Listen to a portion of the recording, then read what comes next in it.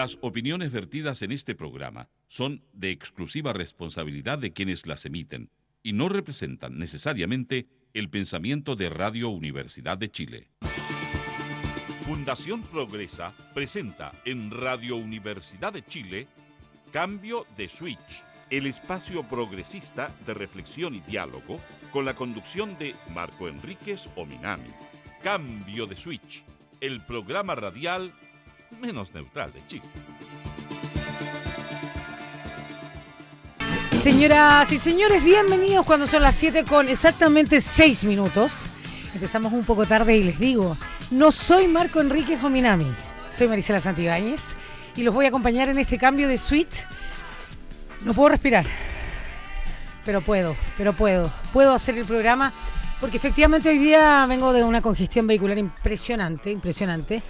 Y estoy muy bien acompañada porque me va a acompañar mi compañero. Mira, acompañar es redundancia, pero las redundancias no existen. Ya que Marco no está, voy a estar yo hoy día conduciendo, acompañada de mi querido Pepe Enríquez. Yo le digo Pepe, pero es José Antonio Enríquez, abogado, progresista, soldador al arco. También. Colocolino. Excelente. Pero estamos en Radio Universidad de Chile, no se olvide, 102.5. ¿Cómo está usted? Muy bien, Marisela, ¿cómo estás tú? Yo bien. Excelente. Contenta, señor, contenta, como dicen por ahí los católicos, pero yo no le practico mucho el cuento, pero esa frase a mí me gusta.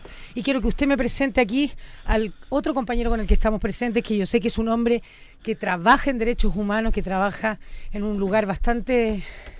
No puedo respirar, pero vamos que se puede. En un lugar donde efectivamente pasan cosas más violentas, quizás la gente, nos van a entender un poco. Te pido, por favor, Pepe, ayúdame a presentarlo porque estoy un poco recién llegada. Sí, perfecto. A ver, estamos también esta tarde con Gonzalo García Campo. Está bien, ¿cierto? No me equivoqué. Excelente, Gonzalo García Campo. Él trabaja específicamente en... un sector de Chile, digamos, que tiene bastante vulnerabilidad social, que es la población La Legua. Y nos viene básicamente a contar su experiencia en el trabajo que lleva adelante desde hace 5 años. Desde hace 5 años que lleva trabajando en ese lugar. Trabaja en La Legua y trabaja específicamente en el cuento de los derechos humanos. Exactamente. En un tema que efectivamente lo vamos a incorporar un poco ahora que ya pude... que entró oxígeno a mis pulmones. Les vamos a contar a la gente que hoy día el tema va a ser los derechos humanos. Vamos a hablar de los derechos humanos hoy, los derechos humanos antes, porque es un tema que efectivamente cuando tú dices derechos humanos inmediatamente retrocedemos en el tiempo. La gente, así es inevitable pensar en esa violación a los derechos humanos que se efectuó durante el gobierno militar, durante el golpe de Estado y durante todo este proceso de Pinochet en nuestro país, lamentable y tan doloroso para tanta gente.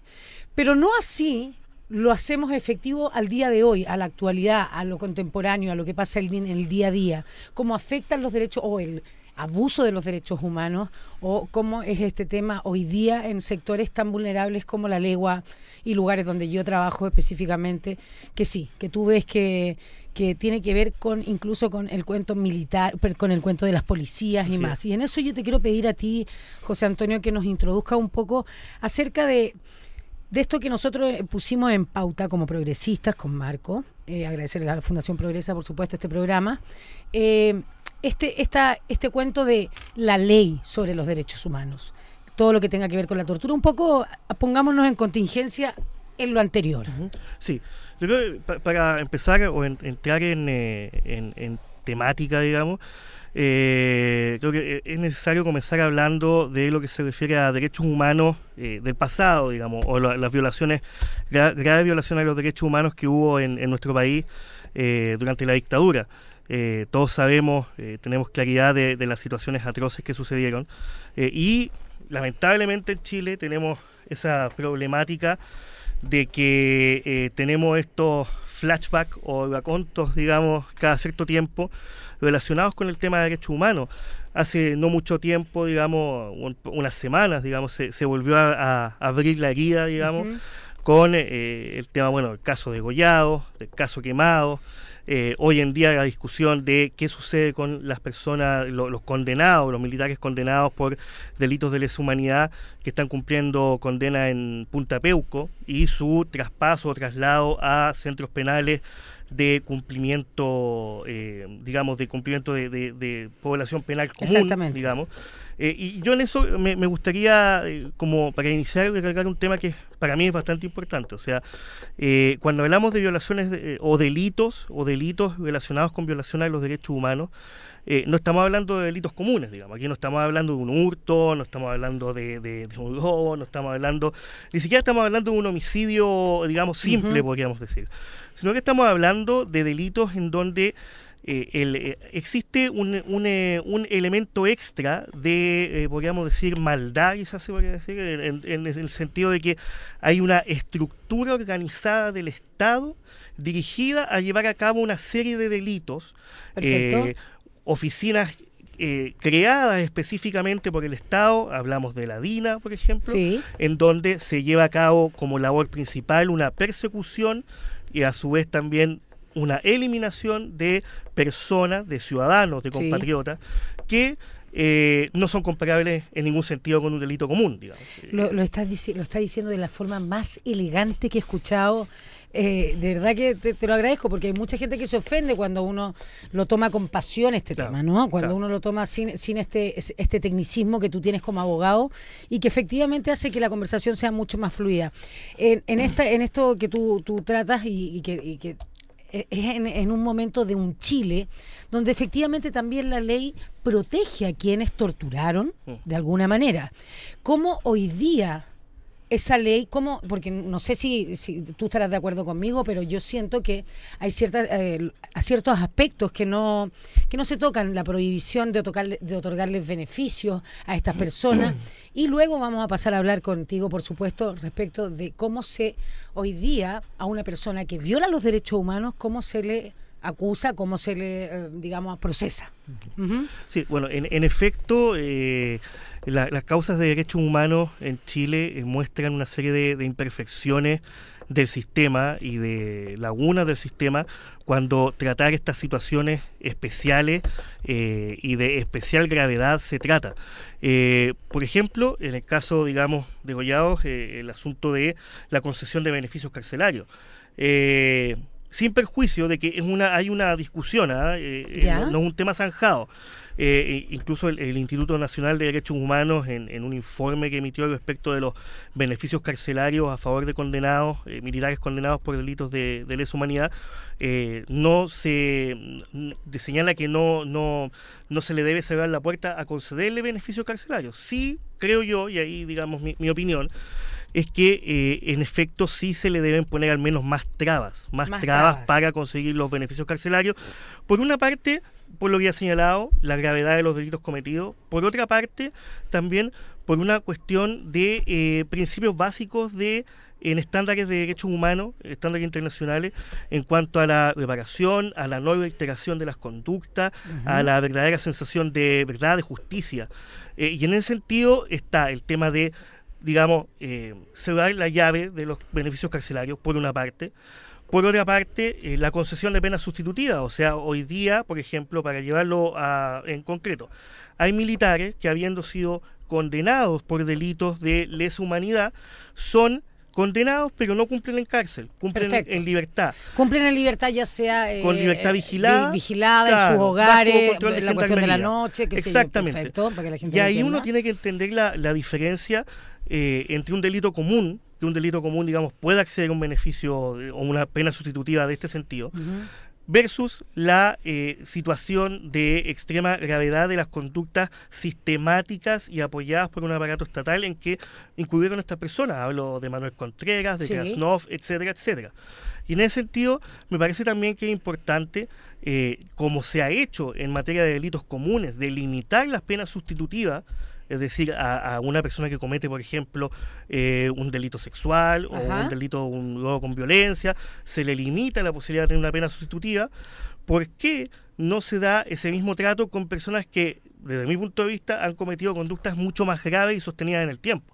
Y en ese sentido me parece también que hay una debilidad del sistema. Y además también el tema de las reglas de prescripción. En algún momento muchos militares se acogieron a la prescripción, es decir, vamos a ir a eso de la tiempo, prescripción porque es un tema importante. En el fondo hay que insistir en la necesidad de tipificar ciertos delitos, ¿no? Sí. Vamos a agradecer también a @Café del Autor, que está en Manuel Montt 334, que nos permite tomar estos cafés exquisitos que ustedes pueden disfrutar. Disfrútenlo, por favor. Esto es Manuel Montt 334. @Cambio de Suites también para que se comuniquen con nosotros. @Mariseca con K, SK. Y el teléfono es el 2977-1579 y el 2977-1580. Bueno, vamos a invitar también a ti a conversar con nosotros, por supuesto, cuál es tu opinión respecto de lo que un poco plantea Pepe, plantea José Antonio. ¿Cómo prefieres que te diga? Pepe, estamos en confianza. @JH Enríquez. J. Enríquez Pro. J. Enríquez Pro. Así es. Exacto. ¿Y tú tienes Twitter? Sí, tengo Twitter. ¿Cuál sería? @Gonzalo Garcam. Gonzalo Garcam, me encantaría sí que antes de comenzar y de que escuchemos tu opinión, un poco me contaras qué es lo que haces específicamente en la legua y en el cuento de derechos humanos. ¿Cuál es tu cargo? ¿En qué trabajas específicamente? Si es un cargo más social, si es un cuento más... Cuéntanos un poco de ti. Sí, el Comité de Defensa y Promoción de Derechos Humanos de la Legua nace hace aproximadamente 5 años, cerca del 2010. Motivado fundamentalmente por la acción de algunos pobladores y pobladoras que intentan responder a una acción errática del Estado en la población, que se inicia con cierta precisión, uno puede afirmar el año 2001. Específicamente el día 23 de septiembre del 2001, ¿Ya? el entonces subsecretario del Interior, Jorge Correa Sutil, afirmó luego de una rendición de cuenta entre bandas de narcotraficantes, que en Chile no había un Estado dentro de otro Estado, que por tanto ese tipo de acciones no se iban a permitir y que se iba a iniciar un plan de intervención en la legua. Mira. El plan de intervención en la legua nunca se ha sabido muy bien lo que es. Posiblemente las autoridades que debiesen llevarlo a cabo o que dicen haberlo llevado a cabo durante estos años tampoco tienen claro qué es. Y entonces, hacia el año 2009, un poblador, Paulo Álvarez, requirió información al Ministerio del Interior que era el plan de intervención. Requirió toda esa información para saber efectivamente qué era el plan de intervención. Claro, en qué consistía, qué evaluaciones había, en quiénes estaban a cargo, cuál era la sistematicidad con que se ejecutaba, etcétera. El Ministerio del Interior no respondió y entonces él acudió al Consejo para la Transparencia. El Consejo para la Transparencia acogió, este recurso, ordenó al Ministerio del Interior entregar la información, esto fue el año 2010, y el Ministerio del Interior respondió que en realidad no existía algo así como el plan de intervención, sino que esto era un nombre de fantasía. Perfecto. Basta conocer lo que pasó durante esos 9 años, es decir, la cantidad de violaciones a derechos fundamentales que existieron en la población para darse cuenta que ninguna autoridad medianamente responsable puede responder que se trata de un nombre de fantasía. Perfecto. Porque las acciones del Estado se cobijaban en decir que existía un plan de intervención, cosa que incluso el Consejo para la Transparencia anotó solamente acudiendo a informes de prensa. O sea, fue cosa de buscar en internet y darse cuenta la cantidad de veces que las autoridades aludían al plan de intervención, como para que luego no se pudieran desentender diciendo que era un nombre de fantasía. Entonces, el comité nace el año 2010. O sea, nos reforzamos en una cosa que no existe finalmente. Hacemos alusión de algo que efectivamente no tiene una consistencia. Exactamente, y lo más grave es que una política estatal durante casi una década se cobija en algo que luego dicen que no existe. Dice que no existe. Lo que ya per se suena como una irresponsabilidad, pero además es especialmente grave cuando uno ve los derechos fundamentales que están en juego, ¿no? Y la gente que lo ha sufrido. Entonces el comité nace el año 2010 por impulso de algunos pobladores y pobladoras para intentar dar cuenta de los abusos policiales que existen en la población, judicializando los casos en que esto sea posible y también para hacer un trabajo de promoción o concientización sobre derechos humanos. Perfecto. Eso en términos generales. Eso en términos generales y en términos más prácticos. ¿Cómo se lleva a cabo? ¿Cuál es el ejercicio que se hace en la legua? Porque esto tiene que ver con la intervención de la policía o con los abusos de la policía, ¿no? Sí, exactamente. Bueno, eso primero, digamos, como para tener un elemento en cuenta, decir o dar a conocer un pequeño elemento de contexto. Lo que nosotros hacemos, digamos, intentando visibilizar los abusos policiales y de alguna manera responder a ellos, tiene una complejidad que es la siguiente, ¿no? A pesar de que la intervención policial en la legua ha dado paulo para que se cometan una cantidad grande de abusos y de abusos graves, aún así no es tan simple cuál debiese ser la respuesta, porque la gente de todas formas reconoce o estima que la presencia policial es necesaria. Es ¿Por qué? fundamental. Porque si no la violencia del narcotráfico, digamos, es tanto más difícil. Entonces, el problema es que la intervención policial lo que ha hecho es sumir a la población la legua, específicamente al sector de legua emergencia, en una especie de dos violencias, ¿no? Por un lado la violencia de los narcotraficantes y por otro lado la violencia policial. Eso es un punto súper importante. Yo he trabajado muchísimo en la legua, muchísimo en la parte social. Y lo que tú dices es básico. Y a quienes están escuchando, efectivamente en la legua y en poblaciones que tienen este tipo de día a día, el convivir con la delincuencia, el convivir con el narcotráfico. Yo de verdad, en la legua la conozco mucho, he trabajado mucho y sí, la gente sí pide, el vecino sí pide esta protección, pero al mismo tiempo el que está comprometido, porque están todos comprometidos. Tú puedes ir por la calle en la legua y estar comprometido con un acto de delincuencia, sin querer, queriendo, y efectivamente el acto policial puede ser un poco más arriba del tono que precisa que precisa esta intervención policial, ¿no? Uh-huh. Y en ese sentido, ¿qué casos han habido? ¿Cómo podemos hacerlo visible para la gente que nos está escuchando que no tiene idea de esta realidad que pasa en la legua? Bueno, eso es un punto interesante porque no es por ahí la respuesta, pero exige otro elemento de contexto que es súper importante y que seguramente José Antonio está al tanto, que es que la gran mayoría de los abusos son cometidos por carabineros y los hechos que comete carabineros los juzga la justicia militar. Entonces, una vez que alguien sufre un hecho de violencia por parte de carabineros, judicializarlo para obtener alguna sanción es tremendamente difícil. Y además, lo que se puede obtener va a ser de parte digamos, desde el mismo hogar de la policía. Exactamente. Digo, hogar como casa, como institución, Exactamente. como protección. Efectivamente, va a haber un trato especial. ¿A eso vamos? ¿A eso vamos a unir estos dos puntos? Claro, un trato especial que deriva de que finalmente Carabinero es juez y parte. Juez y parte. Entonces, bueno, el Código de Justicia Militar se modificó el año 2010 o 2011, bueno, la ley 20.477, que implicó que cuando un carabinero es agredido, es decir, se imputa el hecho a un civil, ¿ya? O sea, el civil es el agresor, por decirlo en términos más claros. Yo agredo a un carabinero. Claro, tú eres juzgado en justicia civil. Eso es un avance, pero el avance que todavía no se logra es que si la situación es la inversa, es decir, un carabinero te agrede a ti, que el carabinero eso también sea juzgado en la justicia civil. Entonces, judicializar los casos no ha sido fácil, pero ahora ha habido algunos casos, digamos, que se ha podido hacer cosas. Quizá el más conocido, claro, el más emblemático es el que tiene como víctima a un joven que se llama Juan Berríos Urra, que se hizo conocido porque a fines del 2010 se ventiló el video de la agresión en Canal 13. Era un joven con una discapacidad cognitiva, producto del consumo de drogas, que subían al furgón policial y hacían bailar, apuntaban con una pistola en la cabeza, los carabineros amedrentaban. Finalmente a uno de los funcionarios que estaba ahí, el celular se le pierde donde estaba grabado y la persona que lo encuentra lo sube a Canal 13. Eso es bastante importante, porque hay otra cosa que yo quiero decir a propósito de estos programas policiales que han habido en televisión y qué sé yo. Hay cámaras de carabineros que específicamente pueden grabar, no cualquier cámara de carabinero. Una cámara de un carabinero personal no puede grabar, digamos, un teléfono celular de un carabinero no se toma, por lo que yo entiendo, si quieren me corrigen inmediatamente, no se toma como prueba, sino las cámaras que están acreditadas. En este caso, por ejemplo, una GoPro que tiene el carabinero aquí arriba en la moto, esa es parte de un proceso, pero el teléfono personal de un carabinero no podría ser... Claro, o sea, ahí entramos en detalles mínimos. En materias, cuestiones de ilegalidad de prueba en un proceso penal. Porque por otro lado también, el hecho de decir que al carabinero le robaron el teléfono, quien también... lo puede verificar tan así. Claro. Ahora, el tema es que específicamente cuando, por ejemplo, en la situación de la legua específica, cuando hay allanamientos por parte de carabineros a casas, generalmente por cuestiones de narcotráfico, es muy común o se da, digamos, en la práctica de tribunales penales que hay discusiones de ilegalidad de la detención, lo cual obviamente implica un problema de ilegalidad también en la prueba que se consiga. ¿Por qué? Porque las policías en nuestro país, y esta es una opinión muy, muy personal, por una parte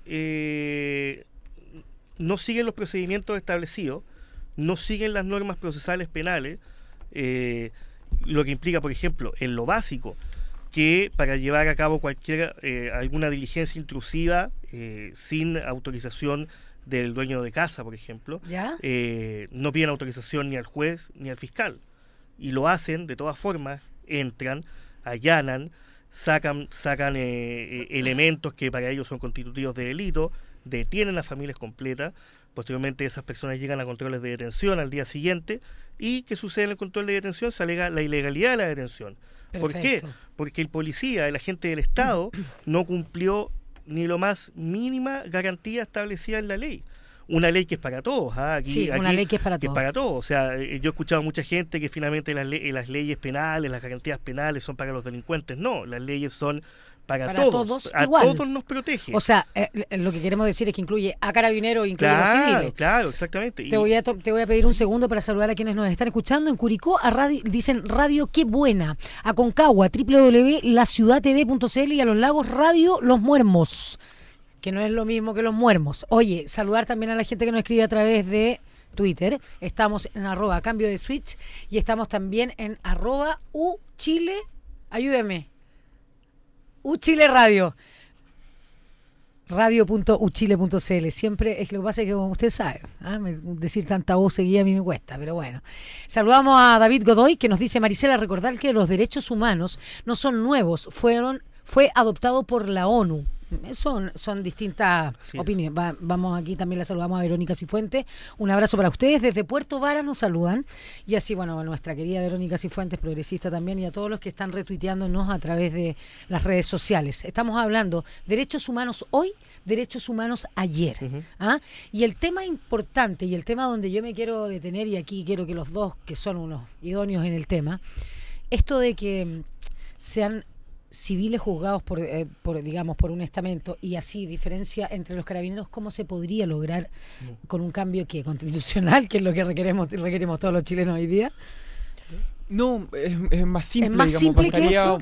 Un cambio legal, que existiera la voluntad política para introducir la reforma al Código de Justicia Militar, porque en un régimen democrático, digamos, que se precia, digamos, de ser un régimen constitucional y existir bajo la vigencia de un Estado democrático de derecho, no hay razón para que el mismo hecho, es decir, por ejemplo, que se provoquen lesiones a otra persona, sea juzgado por la justicia militar o por la justicia civil en razón de quién sea el autor, ¿no? Para juzgar algo como militar, el estándar debería ser más exigente, ¿no? El delito debiese tener alguna calificación más especial que solamente quien lo comete, ¿no? Hay delitos propiamente militares, digamos, como podría ser la traición, etcétera, y que uno entonces podría discutir si efectivamente debiese juzgarlo la justicia militar con sus códigos especiales. ¿Y eso quién lo juzga? ¿Eso quién lo determina? ¿Quién lo tendría que determinar? Bueno, ¿Depende el delito? No, o sea, lo ideal sería que la ley lo determinara, digamos, estableciendo como casos excepcionales que funcione la justicia militar. ¿Por qué? Porque no estamos en un estado militar. Y que para todo tipo de hechos comunes sea la justicia común la que juzga, que entrega una serie de garantías, etcétera. Que en el fondo seamos todos ciudadanos iguales ante la ley. Exactamente, pero para eso basta un cambio legal. Para eso basta un cambio legal. Sí. O sea, no es... porque claro, uno inmediatamente piensa, claro, aquí tendría que haber un cambio constitucional. Siempre estamos hablando de la Asamblea Constituyente, aprovechando siempre ese golazo, ese cabezazo de media cancha que yo siempre trato de pegar con la Asamblea Constituyente. Pero en este caso, efectivamente, no es necesario un cambio tan grande para algo que es para mucha gente necesaria. Quiero contarles que acaba de salir una noticia en Twitter, Denúncialo Chile, en @Denúncialo Chile. Fuerte represión con gas lacrimógeno en marcha por Manuel Gutiérrez en Macul. Se producen enfrentamientos. Cuando hay una marcha que efectivamente a veces es pacífica, nosotros que marchamos siempre, ahí también hay un tema, ¿sí o no, Pepe? Sí. Porque hay un tiempo determinado, hay una cantidad de calles que están permitidas para marchar, hay una causa también por la cual marchar, ¿cierto? O una petición, un petitorio. Fíjate que la marcha más pacífica, y esto siempre lo hemos conversado en forma más de compañeros, qué sé yo, es la marcha del Cultiva tus Derechos, por ejemplo. Porque efectivamente se hace desde el delito, ¿cierto? De lo no autorizado.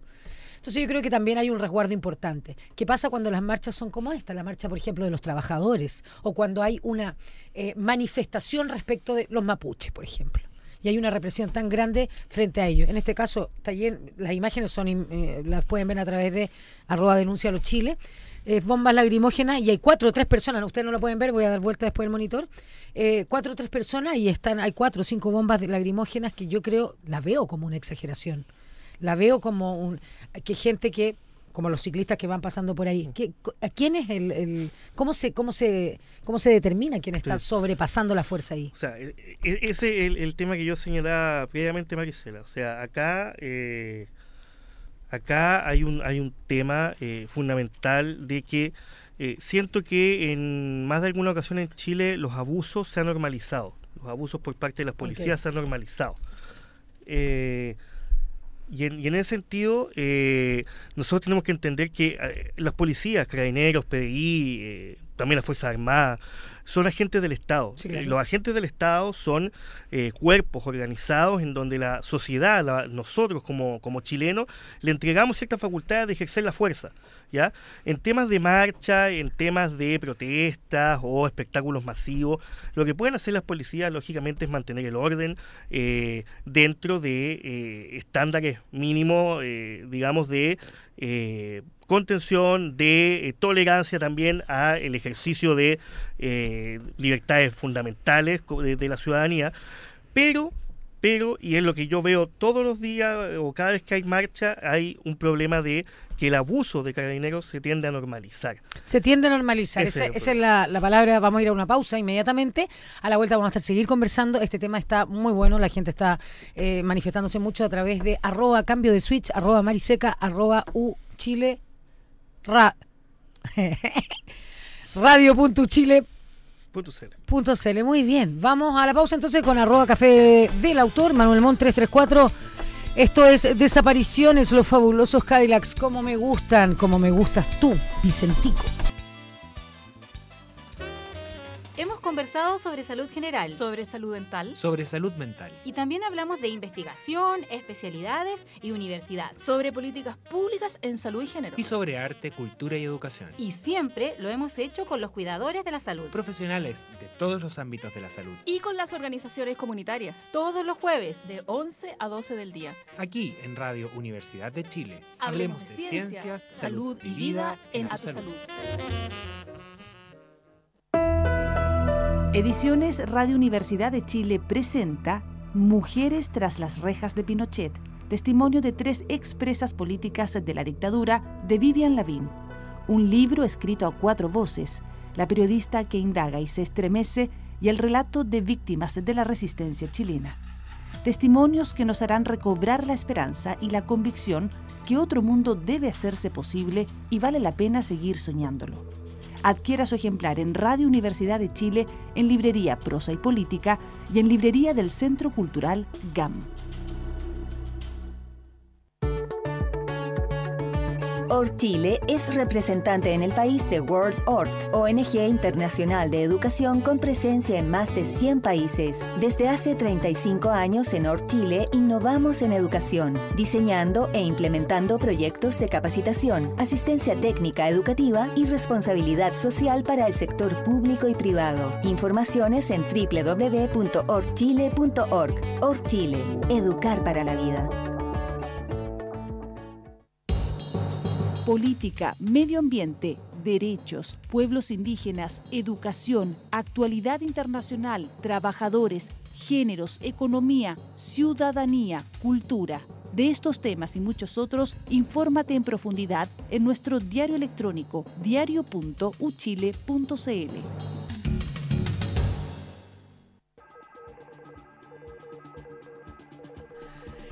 Estamos al aire nuevamente acá en Cambio de Switch, en Radio Universidad de...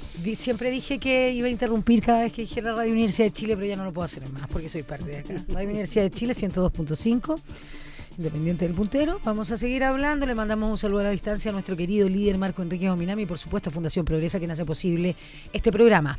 Estoy con Gonzalo y estoy con el señor Pepe, más conocido como José Antonio, los dos, un abogado y el otro es representante del Comité de Defensa de Derechos Humanos de la Legua, a quien le agradezco su presencia especialmente, porque a ti, Pepe, no te la voy a agradecer, porque es parte de tu trabajo. Exactamente. Es parte de tu labor y de tu deber.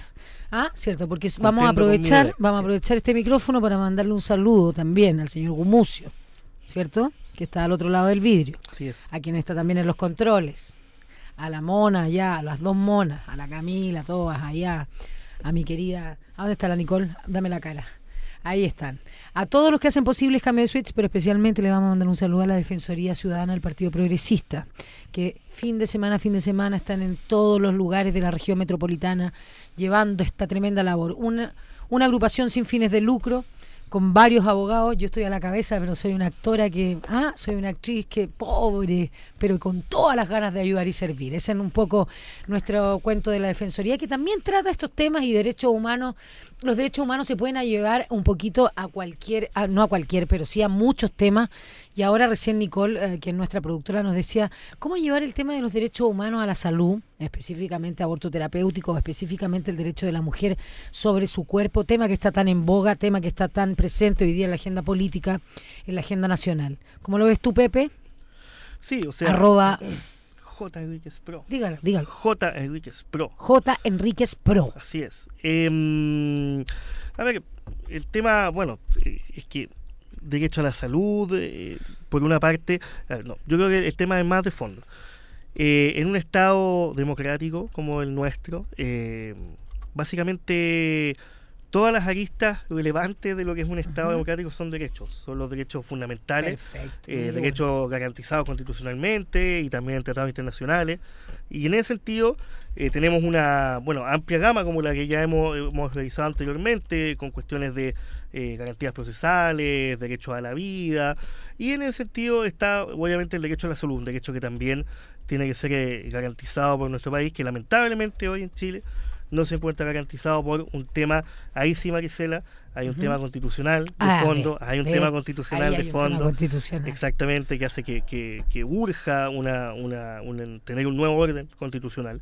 Y en ese sentido, exactamente, o sea, tenemos situaciones conocidas por todos, relacionadas con la salud de la ciudadanía. Por ejemplo, el grupo, digamos, de esclerosis múltiple, por ejemplo, lo relacionado con la posibilidad de acceder a medicamentos, que se relaciona con la ley Ugarte-Soto, que finalmente se llevó adelante, se promulgó.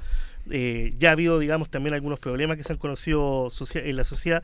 Y en ese sentido, señalar y recalcar que el Estado tiene obligaciones fundamentales que son mínimas, y esas obligaciones son garantizar los derechos de las personas, los derechos que ya señalé están en nuestra Constitución, y en ese sentido Chile está al debe, o sea, nuestro país está claramente al debe por un orden constitucional ya que entrega a los privados el ejercicio básicamente y yo podría decir incluso el usufructo de los derechos fundamentales de las personas, siendo que debería ser el Estado el que lo lleva acá adelante. Y en ese sentido es una cosa que claramente estamos en deuda, que implica absoluta. Una modificación profunda, digamos, de lo que son nuestras normas. Sí.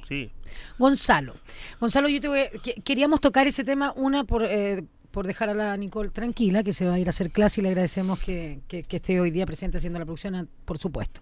Pero Gonzalo, yo quiero entrar contigo a un tema muy específico. Voy a poner el ejemplo del chico que fue agredido en esta marcha, por eso entraba yo a la marcha, de apellido, ayúdenme los chicos, porque yo... Avilés, a quien también aprovechamos, su padre, porque es un hombre que yo admiro mucho, y su familia están escuchando este proceso que ha sido una evolución bastante positiva.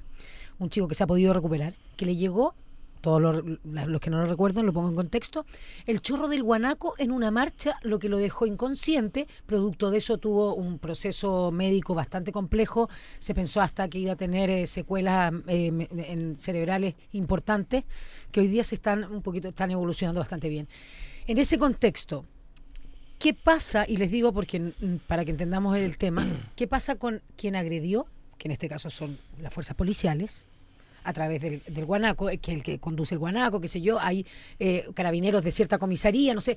¿Cómo es el proceso? Tú que estás en este tema más de la calle, digamos, el tema más ese fuerte, el cuando se encuentran las fuerzas. Sí, bueno, yo creo que con eso Marisela toca un tema que es esencial y que es justamente que yo tendría a pensar que nadie sabe cómo es el proceso. Qué bueno, vamos, que eso es importante. Yo creo que el ejemplo más palmario que se ventiló en la prensa fue lo errático, digamos, que fue la conducta del ministro Alewi y las respuestas que recibió cuando le ponía un ultimátum a Carabinero para que entregara el informe. Carabinero entregaba un informe de 2 páginas, se ampliaba el plazo. La respuesta de Carabinero fue que se desvinculó a la persona que manejaba el guanaco, digamos, al pistonero, pero ningún mando superior, digamos, se hizo responsable de la orden, digamos, Entonces el problema, claro, es con las cadenas de mando, ¿quién queda con la responsabilidad de avalar ese tipo de conductas, ¿no? ¿Quién instruye a los funcionarios que van a estar ahí? ¿Cuáles son los protocolos tanto para actuar como si una vez que pasa una tragedia como la que pasó con Rodrigo Avilés, luego se sancione ese acto, ¿no? Y yo diría justamente el problema radica no en su totalidad, pero sí en gran parte en la falta de transparencia de los mecanismos internos de Carabineros. Exactamente. O sea, Pepe, estamos frente a una a un proceso, la instrucción de Carabineros, cómo se forman los Carabineros, ¿la ves débil? ¿Crees que se tiene que potenciar mucho más? Yo creo que la formación de Carabineros y en general de los cuerpos... Porque estamos hablando, déjame interrumpirte un segundo, yo soy nieta de Carabinero, por si acaso, pero de un carabinero que ya no existe, que efectivamente de otra época, claro. Pero tenemos claridad que también es una de las instituciones más respetables del país. Sí. O sea, en las encuestas es una institución, siempre están los bomberos primero, por si acaso, ¿eh? Después viene Carabineros. Y en ese sentido, también uno dice, bueno, aquí estamos haciendo una crítica importante, estamos haciendo una labor que yo creo que es justa, efectivamente, las condenas no para todos los ciudadanos de Chile son las mismas, o sea, hay una diferencia entre un uniformado y un civil, entre yo y un carabinero, si el carabinero me agrede a mí o yo lo agredo a él. Estamos básicamente en esa discusión, y cómo se determina y cómo se elabora ese procedimiento. Siga usted. Sí, a ver, a mí me parece importante, estamos de acuerdo en que Carabinero es una de las instituciones con mejor opinión ciudadana en nuestro país. Lo que no implica que no sea mejorable, digamos. Y Carabineros yo creo que tiene en su formación y en general todas las instituciones uniformadas en Chile tienen un problema en cuanto a la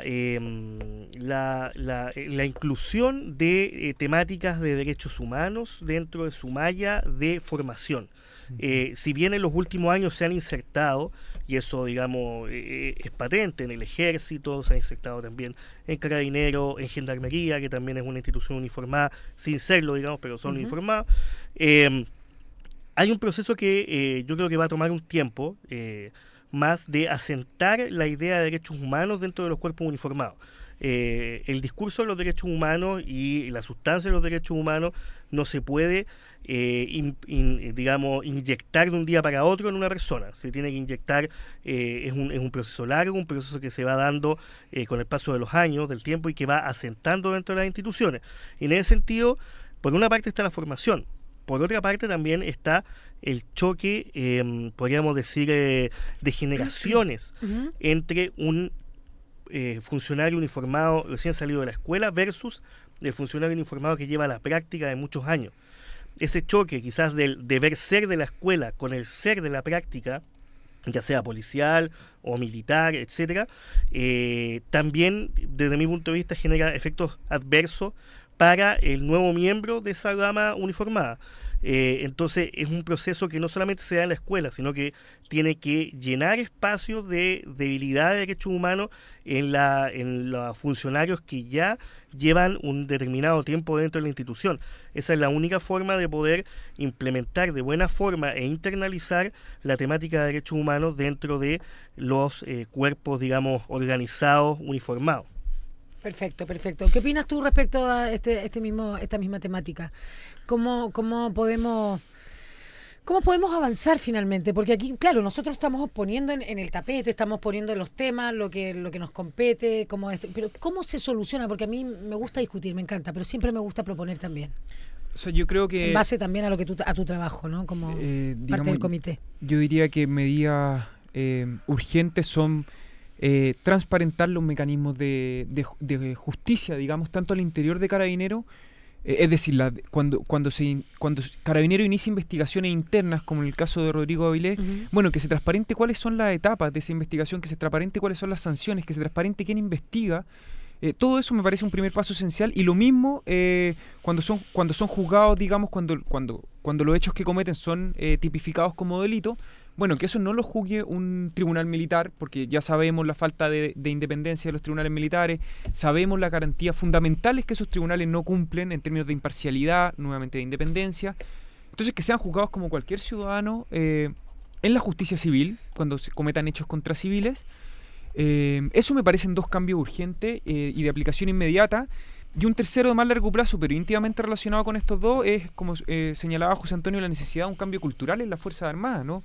Partiendo por Carabineros, que es la que tiene mayor relación con la ciudadanía, en términos de obediencia a la autoridad civil, fundamentalmente yo diría en términos de obediencia a la autoridad La fuerza civil. de la violencia respecto al delito que se esté cometiendo, que es algo que nosotros también discutimos como Defensoría. Hablaste de 3 puntos esenciales y en eso quiero preguntarle a Pepe, que es la transparencia en los procedimientos. Enfoquémonos específicamente para que la gente lo entienda y lo hagamos, como yo siempre digo, hablemos en el buen chileno, porque así lo entiende la gente. En el caso de Rodrigo Avilés, este chico, efectivamente, pues todos vimos una y otra vez en la televisión, lo escuchamos por radio, lo pudimos leer en la prensa escrita, cómo fue el acto preciso cuando él cae al suelo, cómo lo recoge, cómo después toda su evolución, digamos, médica. Pero el procedimiento legal no fue tan transparente. Y en eso, Gonzalo, todo tiene toda la claridad y es una exigencia. Transparencia en los procedimientos. Sí. ¿Tú ves factible que haya transparencia en los procedimientos? Tú que eres abogado, tú que trabajas en este... Porque claramente hoy día... Voy a ponerlo cortita. Hoy día en el cuento de las platas, que Soquimich, que no sé qué, que Penta están pidiendo transparencia absoluta, se meten en los computadores, bla, bla, bla, y parece que todo fuera mucho más visible para la gente. En el caso de procedimientos específicamente con carabineros que cometen, digamos, abusos en derechos humanos o abuso, digamos, en violencia, ¿tenemos la transparencia que querría la ciudadanía? No, yo pienso que no. O sea, yo pienso ¿Se podría lograr? Y claramente se podría lograr. Lo que pasa es que, a ver, aquí hay una discusión que es de fondo y que es una discusión de qué tipo de democracia queremos. Si queremos una democracia plena, si queremos una democracia media o si queremos solamente una facha de democracia. Uh-huh. Desde mi punto de vista, lo que tenemos que propender es a tener una democracia plena. Y una democracia plena implica no solamente que nosotros vayamos a votar los domingos, no solamente que hablemos de derechos humanos, sino que también llevarlos a la práctica y, por sobre todo, tener como principios fundamentales la publicidad y la transparencia de los actos que son públicos. Carabineros de Chile son agentes, o la Fuerza Armada, o Cuerpo Uniformado, o funcionarios públicos en general, son agentes del Estado y en ese sentido sus actos, sus conductas tienen un plus de publicidad y de transparencia hacia la ciudadanía, que finalmente somos los mandantes de esas personas. Y en ese sentido es que las instituciones, las normativas, los pasos de cómo conseguir la información, la evitación de actos de ocultamiento, que yo recuerdo, no sé si mal recuerdo, que en el caso de Avilés, de Rodrigo Avilés, también en algún momento hubo actos de ocultamiento de cómo habían sucedido los hechos efectivamente. Eso tapar el sol con un dedo, que nos hemos acostumbrado en Chile al parecer, lo que tú mismo decías antes, o sea, esto de que la escala jerárquica o las personas con mayor grado no responden y siempre los que responden son los que están bajo la cadena de mando. No es algo de ahora, digamos, es algo que tenemos un ejemplo claro, digamos, de hace 30, 40 años atrás, y se ha ido acostumbrando a eso al parecer, y esas son prácticas que tenemos que terminar. Si queremos tener una democracia de verdad, tenemos que terminar con esas prácticas y iniciar un camino que vaya dirigido a darle sustancia a la democracia. Eso es fundamental. Fundamental, tan fundamental como la opinión que nos va a dar Héctor. Héctor, que quiere hablar... cortó. Quería hablar acerca de la formación de carabineros, ¿sí? Formación que yo creo que está al debe. Me voy a colgar del tema porque efectivamente es un muy buen tema y es un tema que nosotros sugerimos en algún momento. ¿Cómo sería más apropiado que esta formación... No sé si habrán modelos en el extranjero, modelos que puedan ser como... Siempre cuando hablamos, por ejemplo, de, no sé, del transporte, hablamos de distintas temáticas que son súper importantes para todos. Hablamos del modelo de Francia respecto a la educación de calidad, no sé qué. El modelo, no sé, ¿habrá un modelo en Fuerzas Armadas que se pueda integrar como para potenciar, siendo nosotros a nivel sudamericano o a nivel latinoamericano, potentes como Fuerzas Armadas? Claro, o sea, ¿se entiende el potente, no? Sí, sí. Igual es más, ahí es más de fondo, porque las Fuerzas Armadas de Chile tienen una influencia marcadamente prusiana. Esa es la influencia de las Fuerzas Armadas de Chile. Exactamente. Y en ese sentido yo creo que cambiar una trayectoria, una tradición militar de la noche a la mañana es muy complejo. ¿Se podría entonces aumentar o mejorar? Exactamente, complementar la tradición militar, que eso en el sentido no tiene nada de malo, en sí, en abstracto no tiene nada de malo una tradición militar seguida por un determinado cuerpo militar, pero sí llenarlo de contenido de lo que estamos viviendo hoy día, de una época de los derechos humanos. Hoy día, y como le señalaba la persona en Twitter anteriormente, los derechos humanos no son una creación de hace 1000, 2000 años. Los derechos humanos nacieron con posterioridad a la Segunda Guerra Mundial, o sea, estamos hablando de 45 en adelante. En ese sentido, es una cultura que de cierta forma es nueva, y que al ser nueva necesita promoverse para objeto, digamos, de complementar estructuras que son tradicionales como las estructuras militares. En eso no hay nada que esconder, digamos, que extrañarse. Van quedando poquitos minutos y la gente se puede comunicar con 3 minutos. Le voy a dar uno a cada uno y le voy a dar 1,5 a Gonzalo, para que te refieras libremente, si quieres mandar un saludo al comité que representas, o algún pensamiento, algo que te haya quedado por ahí. Te doy 1,5 minutos, es más, te regalo 30 segundos de 10 minutos. Muchas gracias. No, en realidad, más que mandar un saludo a los miembros del comité, es reconocer la entereza de los pobladores y pobladoras de la Legua que siguen apostando por la vida, a pesar del panorama adverso que enfrentan día a día, y adverso por decirlo con un término suave. Y hacer hincapié en otra cuestión que creo que no ha salido y que es importante, que es que yo creo que lo que enseña la experiencia, la historia reciente de Chile, es que la acción de las Fuerzas Armadas, Carabineros en particular, en este último periodo, pero las Fuerzas Armadas en general en los últimos 40 años, no puede ser analizada, no podemos esperar analizarla desde un punto de vista neutral. La discriminación es clara. Acá existen grupos que han sido discriminados, que han recibido un maltrato, digamos, prolongado. Está el caso del pueblo mapuche y está el caso de los pobladores no solo de la Legua, está el caso de otras poblaciones marginadas y vulneradas en sus derechos fundamentales, y eso creo yo tiene que ser una prioridad para el tratamiento también de Carabineros, de sus planes de formación, de la inclusión de una cultura, de la introducción de una cultura democrática, etcétera. Me parece clave visibilizar que hay también grupos que son especialmente perjudicados por este tipo de acción, y la necesidad de visibilizar estos hechos, de que se sepa, para ponerle término, porque nosotros creemos como comité, y con esto termino, que gran parte de estos hechos suceden porque se amparan en la invisibilidad, porque se amparan en que no se sabe. La necesidad de que se sepa, que se difundan, tiene que ver justamente con que creemos que es un medio de terminar con ellos. Muchísimas gracias, Gonzalo. Querido Pepe, tu minuto. Bueno, finalizar, yo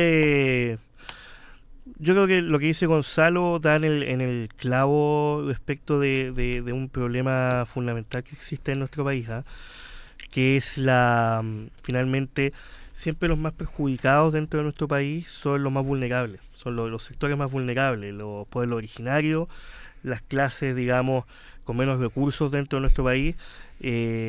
También esta idea de la impunidad que existe respecto de las personas que tienen el uso de la fuerza frente al ciudadano vulnerable, común y corriente. Y en ese sentido, el trabajo no es fácil, pero tenemos que, como sociedad, repensar lo que estamos haciendo y considerar que algo está mal, y a los que tenemos que proteger por sobre todo es a las clases más vulnerables de nuestro país. En ese sentido, es allá donde nosotros tenemos que propender con la finalidad de tener un país distinto, digamos. Y un país más, para mí, un país más equilibrado. Sin duda ya estamos a punto. Ahora viene el Zócalo Nacional, con Hernán Zúñiga. Una cosa cortita, me lo permito yo. Claramente tiene que ver con transparencia, transparentar todos aquellos procedimientos que tengan que ver con actos de carabineros hacia cualquier ciudadano. Y por otro lado también el juicio como cualquier ciudadano para todos, somos todos iguales. Acá no hay ciudadanos tipo B, ni tipo A, ni tipo C, ni tipo D, somos todos iguales ante la ley. Eso sería fundamental para seguir creciendo en esto de los derechos humanos. Ya nos retiramos, agradecemos a Fundación Progresa. Ya viene Hernán Zúñiga con el Zócalo Nacional. ¿Qué dice ahí? Convocamos a la marcha por educación. El jueves a las 10:30 de la mañana, claro que sí, ahí estaré presente. Al jueves, 10:30 de la mañana, la marcha por la educación. Marchemos en paz y marchemos como corresponde. @Café del Autor, muchas gracias. gracias. A Ricardo le mando un beso, no solo por su nombre, sino por todo el ímpetu que le pone ahí en los botones, las teclas. Y también a Gonzalo le voy a decir que gracias, un placer. Muchas y gracias qué bueno que me escuchabas en Radio Carolina. Tiene 27 años, así que era mi fan. Chao, chao, que estén muy bien. Ha sido un placer para mí reemplazar a Marco Enrique Jominami. Cambio de switch. Fundación Progresa presentó en Radio Universidad de Chile Cambio de Switch, el espacio progresista de reflexión y diálogo con la conducción de Marco Enríquez Ominami.